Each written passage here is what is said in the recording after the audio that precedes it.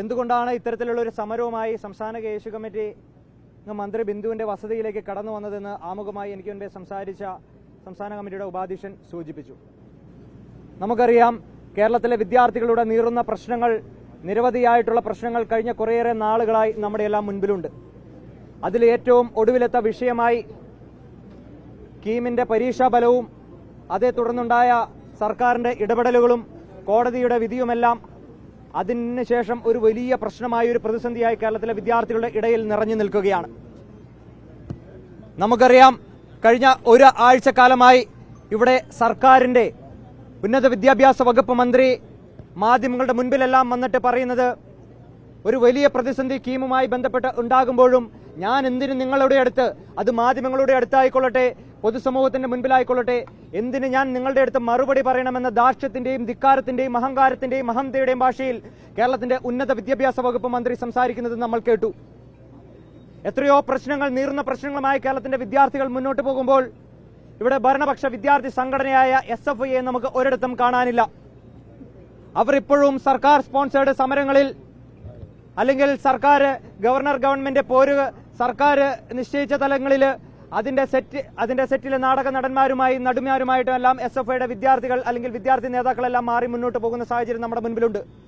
ഇവിടെ കീമിന്റെ വിഷയം വളരെ ഗൗരവകരമായി നമുക്കറിയാം. കഴിഞ്ഞ ഫെബ്രുവരി മാസത്തിൽ അപേക്ഷ ക്ഷണിച്ച് പ്രോസ്പെക്ടസ് ഇറങ്ങി. മാർച്ച് മാസത്തിൽ വിദ്യാർത്ഥികൾ അപേക്ഷിച്ച് ഏപ്രിൽ മാസത്തിൽ പരീക്ഷ നടത്തി. പരീക്ഷയുടെ റാങ്ക് പട്ടിക പ്രസിദ്ധീകരിക്കുന്നതിന്റെ തലേന്ന് രാത്രി ഇവിടെ ഇതിലെ പ്രോസ്പെക്ടസിലെല്ലാം മാറ്റം വരുത്തിക്കൊണ്ട് ഇവർ മുന്നോട്ട് പോകുന്ന ഒരു സാഹചര്യമുണ്ട്. തുടർന്ന് ഹൈക്കോടതിയിൽ നിന്ന് നിശ്ചിതമായ വിമർശനം സർക്കാരിന് ഏൽക്കേണ്ടി വരുമ്പോഴും അത് സർക്കാർ ഗൗരവത്തോടു കൂടി നോക്കാണ്ട് കേരളത്തിലെ വിദ്യാർത്ഥികളെ വെല്ലുവിളിച്ചുകൊണ്ട് മുന്നോട്ട് പോകുന്ന ഒരു സാഹചര്യമാണ്. ഇനി പറയുന്നു, ഇതിന് ആദ്യ ദിവസം റാങ്ക് പട്ടികയിൽ 1, 2, 5, 10 എല്ലാം വന്ന വിദ്യാർത്ഥികൾ പിന്നെ 100-നും 1000-നും എല്ലാം പിന്തള്ളപ്പെട്ടു പോകുന്ന ഒരു സാഹചര്യം ഉണ്ടായിട്ടും സർക്കാർ പറയുകയാണ്, ഇതൊന്നും ഞങ്ങളെ ബാധിക്കുന്ന വിഷയമല്ല എന്ന് സർക്കാർ പറയുകയാണ്. ഇതിന്റെ നിയമ നടപടികളുമായിട്ടോ മറ്റ് മുന്നോട്ടുള്ള പ്രവർത്തനങ്ങളുമായിട്ട് മുന്നോട്ട് പോകാൻ ഈ സർക്കാർ തയ്യാറാകുന്നില്ല. അപ്പോൾ ഇതിൽ നിന്ന് ഈ സർക്കാരിന്റെ നിലപാടിൽ നിന്ന് കാര്യങ്ങളെല്ലാം സുവ്യക്തമാണ്. ഇതൊന്നും സർക്കാരിന്റെ ഒന്നാമത്തെയോ രണ്ടാമത്തെയോ അജണ്ടയായി മാറുന്നില്ല. ഇവിടെ കേരളത്തിലെ കീമിന്റെ വിദ്യാർത്ഥികളുടെ മാത്രം എത്രയോ പ്രശ്നങ്ങൾ നമ്മുടെ മുൻപിൽ നിൽക്കുന്നു. അതിലെല്ലാം SFI എന്ന് പറയുന്ന വിദ്യാർത്ഥി സംഘടനയ്ക്ക് ഒരക്ഷരം ഉരിയാടാൻ സാധിക്കാത്ത സാഹചര്യമായിട്ട് അവർ മുന്നോട്ട് പോവുകയാണ്. ഞങ്ങൾ SFIയുടെ സമരങ്ങൾ, SFI എങ്ങനെ സമരം ചെയ്യണമെന്നോ ചെയ്യരുതെന്നോ പറയേണ്ടുന്ന ആളുകളല്ല ഞങ്ങൾ. എന്നാൽ ഒരു കാര്യം മാത്രം പറയുന്നു, ഒരു വിദ്യാർത്ഥി സംഘടന എന്ന നിലയിൽ മിനിമം ഈ സർക്കാരിന്റെ മുൻപിൽ നിങ്ങൾ ചോദ്യങ്ങൾ ചോദിക്കാൻ എങ്കിലും തയ്യാറാകണം. 10,000-കണക്കിന് ലക്ഷക്കണക്കിന് വിദ്യാർത്ഥികളാണ് കീമിന്റെ പേരിൽ വലിയ പ്രതിസന്ധികൾ നേരിട്ടുകൊണ്ട് തെരുവിൽ അലയേണ്ടുന്ന ഒരു സാഹചര്യം വരുന്നത്. അന്യ സംസ്ഥാന വിദ്യാഭ്യാസ ലോബിക്ക് വേണ്ടി ഈ സർക്കാർ ഇവിടുത്തെ വിദ്യാഭ്യാസ മേഖലയെ തീരെഴുതി കൊടുക്കുകയാണെന്ന് സംശയം പോലും ഞങ്ങളുടെ മുൻപിലുണ്ട്. നമുക്കറിയാം, കുറച്ചു വർഷങ്ങൾക്ക് മുമ്പ് നരേന്ദ്രമോദിയുടെ സർക്കാർ ഒരു അർദ്ധരാത്രിയിൽ വന്നുകൊണ്ട് പറഞ്ഞു, ഈ രാജ്യത്തെ നോട്ട് നിരോധിക്കുന്ന ഒരു സാഹചര്യം ഉണ്ടായിട്ടുണ്ട്. സമാനമായ രീതിയിൽ നരേന്ദ്രമോദിയെ അനുകരിച്ചുകൊണ്ട് റിസൾട്ട് വരുന്നതിന്റെ തലേന്ന് രാത്രി മന്ത്രി ബിന്ദുവിന്റെ നേതൃത്വത്തിലുള്ള ആളുകൾ പറയുകയാണ്, ഇവിടുത്തെ പ്രോസ്പെക്ടസിൽ മാറ്റം വരുത്തിക്കൊണ്ട് ഞങ്ങൾ റാങ്ക് പട്ടിക പ്രസിദ്ധീകരിക്കുകയാണ്.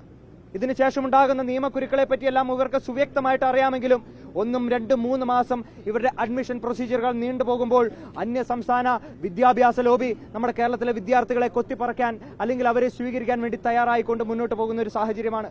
അതുകൊണ്ട് ഒരു കാര്യം മാത്രം ഇവിടുത്തെ മുഖ്യമന്ത്രി ഉൾപ്പെടെയുള്ള ആളുകൾ, സുഖചികിത്സയ്ക്കായി വിദേശത്തേക്ക് പോയിരിക്കുന്ന കേരളത്തിന്റെ മുഖ്യമന്ത്രി ഉൾപ്പെടെയുള്ള ആളുടെ അടുത്ത് പറയുകയാണ്, ഈ മന്ത്രി രാജിവെച്ച് ഒഴിയുന്നതാണ് ഉത്തമമെന്ന് പറയുകയാണ്. കേരളത്തിന്റെ തെരുവോരങ്ങളിൽ ഈ സമരങ്ങളെ ആളിപ്പടർത്തുന്നതിന് വേണ്ടിയിട്ട് കേരള വിദ്യാർത്ഥി യൂണിയൻ തീരുമാനിക്കുകയാണ്. ഇതൊരു സൂചനാ സമരം മാത്രമാണ് മന്ത്രി ബിന്ദുവിന്റെ വസതിയിലേക്ക് അദ്ദേഹത്തിന്റെ രാജി ആവശ്യപ്പെട്ടുകൊണ്ട്. തുടർന്ന് 14 ജില്ലാ കെ.എസ്.യു കമ്മിറ്റികളുടെ നേതൃത്വത്തിലും മന്ത്രി ബിന്ദുവിന്റെ രാജി ആവശ്യപ്പെട്ടുകൊണ്ട് ശക്തമായിട്ടുള്ള സമര പോരാട്ടങ്ങളുമായിട്ട് ഞങ്ങൾ മുന്നോട്ട് പോവുകയാണ്. ഒരു കാര്യം മാത്രം SFIയോട് പറയുന്നു, ഇത്തരത്തിലുള്ള പോരാട്ട നാടകങ്ങൾ കളിച്ചുകൊണ്ട് ഗവർണറും ഗവൺമെന്റുമായിട്ട് ഏതു തരത്തിലുള്ള വിഷയമുണ്ടായിക്കോട്ടെ, ഞങ്ങൾ ഒരു ഘട്ടത്തിലും കേരളത്തിലെ വിദ്യാഭ്യാസ മേഖലയെ കാവ്യവൽക്കരിക്കുന്നതിന് അനുകൂലിക്കുന്ന നിലപാടല്ല ഞങ്ങൾക്ക്.